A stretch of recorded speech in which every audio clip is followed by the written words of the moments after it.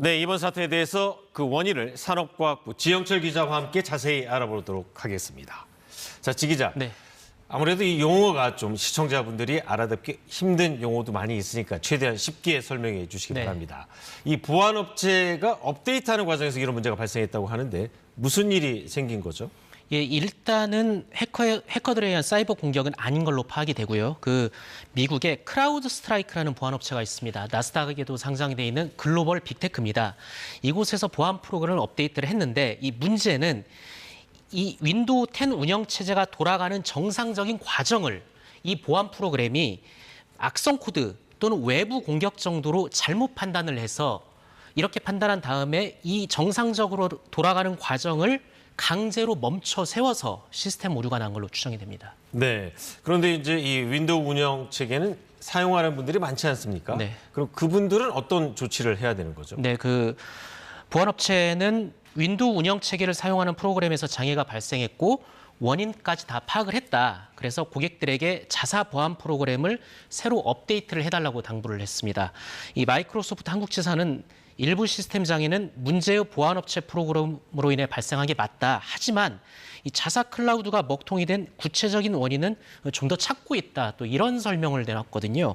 정확한 원인 규명에는 시간이 좀 더 필요해 보입니다. 네, 그렇다면은 이제 물론 이제 원인 규명에 시간이 걸리는 건 이해는 하지만 당장 국내에서 피해가 발생했거든요. 네. 우리 정부는 어떻게 대응하고 있습니까? 예, 그 과학기술정보통신부는 보안업체 크라우드 스트라이크 그리고 마이크로소프트 한국지사와 계속 소통을 하면서 국내 피해 사항을 파악을 하고 있다고 했고요. 그리고 그 한국인터넷진흥원이 운영하는 사이버 위협에 대한 여러 가지 정보를 올려주는 보호나라라는 사이트가 있습니다. 예, 이곳에 피해를 줄일 수 있는 방법을 자세하게 안내를 해놨습니다. 보호나라요? 네. 네. 자, 그러면 이 마이크로소프트 같은 거대 기업들이 클라우드 운영하고 이걸 또 빌려 쓰는 기업들이 많다 보니까 한번 문제가 발생하면은 그야말로 전 지구적으로 이 같은 피해를 보게 되는 거네요. 네, 그 일부 전문가들은 우려했던 사태다 이런 말도 하고 있습니다. 이 클라우드를 쓰면 이 큰 비용을 들여서 자체 서버 데이터룸을 갖추지 않더라도 글로벌 빅테크의 클라우드에 그런 기능이 다 있고 인터넷으로 연결만 하면 되거든요.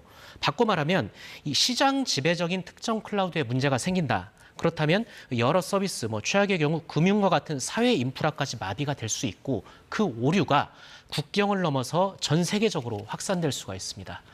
일종의 자칫 IT 재난 상황이다 이렇게 말을 할 수가 있는데 물론 시스템 이중화 또 백업 프로그램 이중, 삼중의 안전장치를 한다고는 하는데 이런 일을 막지 못한 겁니다. 네, 지영철 기자 잘 들었습니다.